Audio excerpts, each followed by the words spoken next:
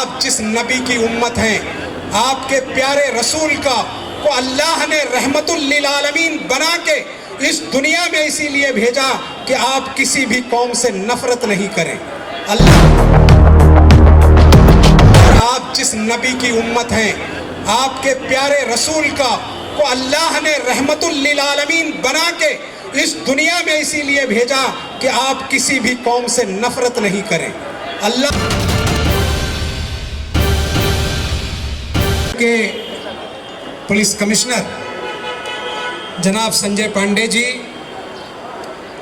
और आपके इस एरिया के additional police commissioner Dilip Sawant जी, यहाँ उनके डीसीपी, उनके एसीपी, उनके सीनियर पीआई सभी लोग यहाँ इकट्ठा हैं। साथियों, रमज़ान महीने का ये आखिरी असरा जो बस बिल्कुल ख़त्म होने को है, यानी 3 से 4 दिनों में हम अपने रब्बे करीम की बारगाह में अपने रखे हुए रोज़ों का इनाम लेने के लिए हम मस्जिदों में ईद की नमाज के लिए हाजिर हों। लेकिन दोस्तों, साउथ बम्बई का अपना एक अलग ही मामला है कि ये 10 दिन साउथ मुंबई का ये इलाका पूरे हिंदुस्तान में जाना पहचाना जाता है, पूरे हिंदुस्तान में। अब चूंकि डिजिटल दौर है व्हाट्सएप और फेसबुक का, तो हम सभी रोज़ की लाइव तस्वीरें भी देखते हैं। और इन 10 दिनों के लिए सावंत साहब, हम पुलिस विभाग का बड़ा आभारी हैं कि जहां चलने को जगह नहीं है उसमें एक शानदार बंदोबस्त कि कहीं जरा सा भी कोई अप्रिय घटना नहीं होती। और उन 10 दिनों के पाक महीने के आखिरी लम्हों में जो आप हमें मदद करते हैं या सहयोग करते हैं, उसके लिए हम ऑल इंडिया मेमन जमात फेडरेशन की ओर से, मैं चूँकि राजनीतिक दल से जुड़ा हूँ इसलिए पार्टी का नाम नहीं लेता, लेकिन सारी सियासी पार्टियों की ओर से भी मैं आपका अभिनंदन करता हूँ कि ये वो बंदोबस्त है जहाँ आप बड़े प्यार और मोहब्बत के साथ आने वाले मेहमानों का सत्कार और वेलकम के साथ हम उन्हें सहयोग करके उनके घरों तक पहुँचाने का भी काम करते हैं। बहुत बार हमने देखा है कि पुलिस विभाग के हमारे जो अधिकारी हैं, वो बच्चे अगर कोई छूट गया या किसी तरह की अप्रिय घटना हुई तो उनके घरों तक भी वो सहयोग देने का काम इन 3-4 जो हमारी लोकल पुलिस स्टेशन है वो सब आप सबके नेतृत्व में होता है। ये एक सराहनीय काम है। दूसरी चीज़ दोस्तों, रमज़ान की जो इबादत है ये बहुत ही कीमती इबादत है। अल्लाह ने जितनी भी इबादतें बनाई हैं उनमें से रोज़ा एक ऐसी इबादत है जो दिखावे की नहीं है। सर, हम नमाज पढ़ते हैं तो कोई ना कोई मुझे देख रहा है या मैं किसी को दिखा रहा हूँ कि मैं नमाज पढ़ रहा हूँ, लेकिन रोज़ा उसका मालिक ये कहता है कि ये इबादत जो मैंने तुम्हें दी है ये मैं देख रहा हूँ या तू देख रहा है। और इसीलिए कि चूंकि मैंने इसे गारंटी ली है तो मैं इसका बदला भी तुम्हें दूंगा। बाकी जितनी भी इबादतें हैं, किसी की मदद, नमाज का पढ़ना, सदका देना, ज़कात देना, इन सब पर चीज़ों के लिए हद मुकर्रर है कि आपको इसके लिए 50 नेकी, 100 नेकी, 1000 नेकी, ये जो देने वाला हूँ वो सब के हद मुकर्रर है। लेकिन रोजेदार के लिए उसने अपना कोई हद मुकर्रर नहीं किया। उसने कहा जितना चाहो मांगो और हम इन आखिरी दिनों में तुम्हें देने वाले। दूसरी अहम बात सावंत साहब, अल्लाह खुद कहता है कि मैं 7वें आसमान पर हूँ, लेकिन ऐ रोजेदारों, हम तुम्हारे लिए 7वें आसमान से उतर के पहले आसमान पे आ रहा हूँ, इसलिए कि तुम्हारे और मेरे बीच कोई पर्दा ना हो। हजरत मूसा ने एक बार पूछा था कि अल्लाह, क्या मेरे, क्योंकि मैं ही बात करता हूँ इसीलिए उन्हें अल्लाह ने कलीमुल्लाह का लक़ब और खिताब दिया, तो उन्होंने पूछा कि क्या ऐसी भी कोई उम्मत है क्या जो आप हमसे भी ज़्यादा करीब हो? तो अल्लाह ने कहा था कि ए मूसा, एक ऐसी उम्मत है जो रोज़े रहेगी और रोज़े के दौरान मेरे और उसके बीच कोई पर्दा नहीं होगा। میرے اور تمہارے بیچ 70 پردے ہیں، لیکن میرے اور روزے داروں کے بیچ کوئی پردہ نہیں ہوگا، اور اس وقت ہم اس کی ساری دعائیں قبول کریں گے۔ اس لیے جو بہنیں یا جو بھائی یہاں بیٹھے ہیں افطار کے لیے، ابھی سے خصوصاً وہ دعا میں لگ جائیں، وہ بغیر کسی کی کوئی بات سنے، بغیر کچھ دیکھے اپنے لیے مانگیں، اپنے ملک کے لیے مانگیں، اپنے شہر کے لیے مانگیں کہ یہ ممبئی شہر جیسے امن کا گہوارہ رہا ہے، چونکہ ممبئی کا شہر نہ صرف ہندوستان بلکہ پوری دنیا میں پہچانا جاتا ہے، امن کے لیے پہچانا جاتا ہے، بھائی چارے کے لیے پہچانا جاتا ہے، پریم اور محبت کے لیے پہچانا جاتا ہے۔ تو آپ اپنی دعاؤں میں خاص کر کے ممبئی پولیس دل کو، یہاں کے پولیس کمشنر کو، جوائنٹ پولیس کمشنر کو، ایڈیشنل کمشنر کو آپ اپنی دعاؤں میں یاد رکھیے کہ رمضان کا یہ مقدس مہینہ جو آپ کو 30 دن ملنے والا ہے، اس میں کتنی خوبصورتی سے انہوں نے آپ کے لیے بندوبست کیا ہے۔ اپنے بچوں کے لیے وہ گھر نہیں جا پا رہے ہیں، وہ آپ کے بندوبست کے لیے پولیس اسٹیشنوں میں سو نہیں پا رہے ہیں، آپ کے لیے روڈ پر ہیں کہ آپ کے بچے، آپ کی بیوی، آپ کا بھائی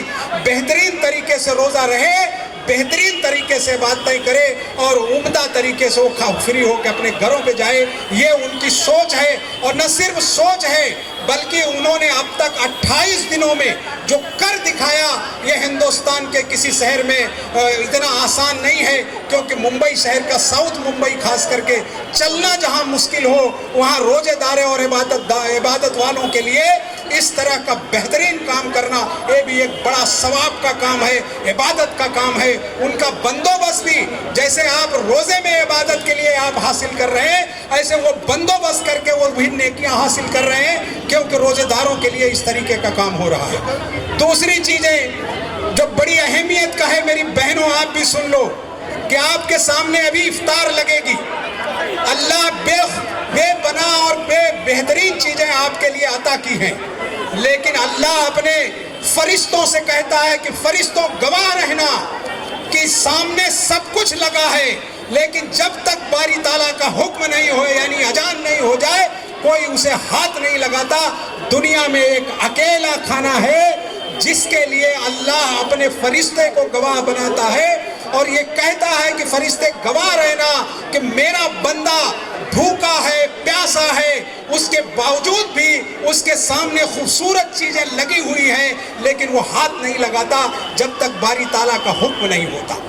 دوسری سب سے امپورٹنٹ چیز یہ جو آخری کا اسرہ ہے، جو آپ روزہ کھولتے ہو اس سے 5 منٹ پہلے آپ جو دعائیں مانگو، مالک خود کہتا ہے کہ میں اسے قبول کرنے والا ہوں۔ ان میں سے کن لوگوں کی دعائیں قبول نہیں ہوتی، میں اس بحث میں نہیں جاتا، کیونکہ وہ ایسی کچھ چیزیں ہیں، ایسے کرنے والے ہیں جو بدماش ہیں، فرقہ پرستی کرتے ہیں، لوگوں کو دل میں نفرت پیدا کرتے ہیں، شراب پیتے ہیں، غلط دھرموں کے لیے کام کرتے ہیں، جو چیزیں منع ہیں۔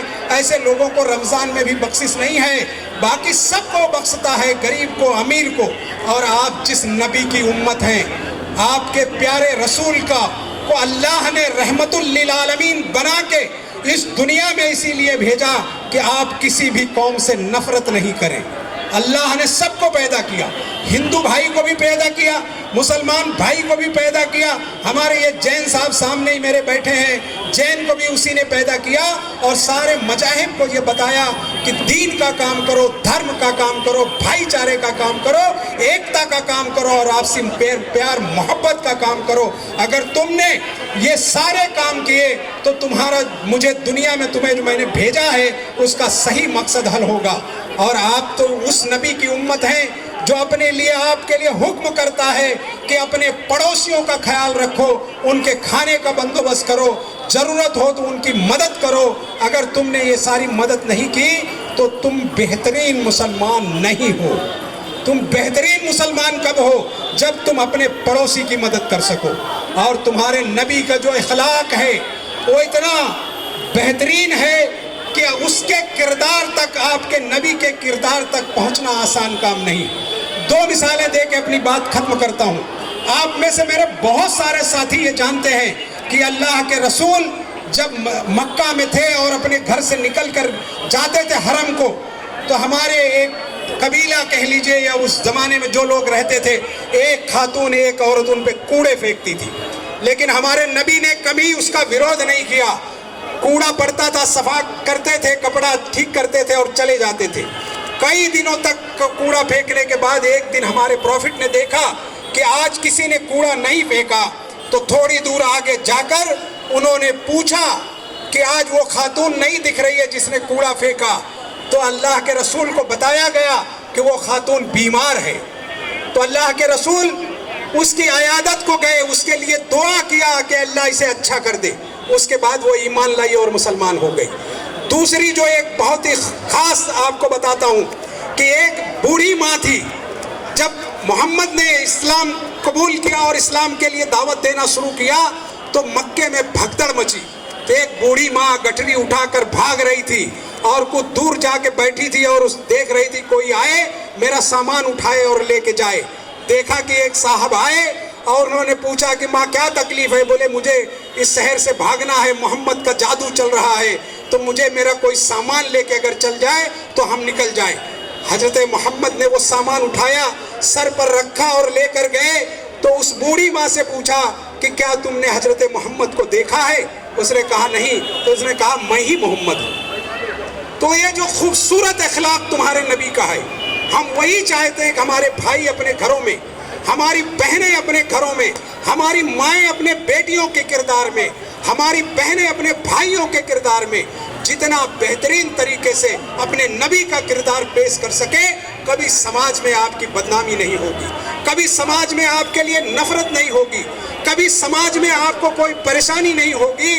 اس لیے آپ رمضان کے اس آخری عشرے میں مجھ جیسے گنہگار کو بھی اپنی دعاؤں میں شامل کریں. اس شہر کے تمام اعلیٰ ادھیکاریوں کو, اس شہر میں مدد کرنے والوں کو, پانی پہنچانے والوں کو, صفائی کرنے والوں کو, ان کے لیے بھی دعا کریے کہ جب آپ افطار اور سحری کرتے ہیں تو آپ کے لیے وہ بیچارہ آپ کی گندگی صاف کرتا ہے, وہ بھی انسان ہے, آپ اللہ کی مخلوق ہے, وہ اس کے لیے بھی دعا کریے, اس کے پریوار کے لیے بھی دعا کریے. اور خاص بات یہ ہے کہ مسجدوں کے امام, بانگی, بیس امام اور مسجدوں میں کام کرنے والوں کی دل کھول کر مدد کریے, کیونکہ وہ ہمارے امام ہیں اور انہی کے نقش قدم پر ہمیں چلنا ہے, کیونکہ وہ ہمیں بتاتے ہیں کہ ہمیں کیا کرنا ہے.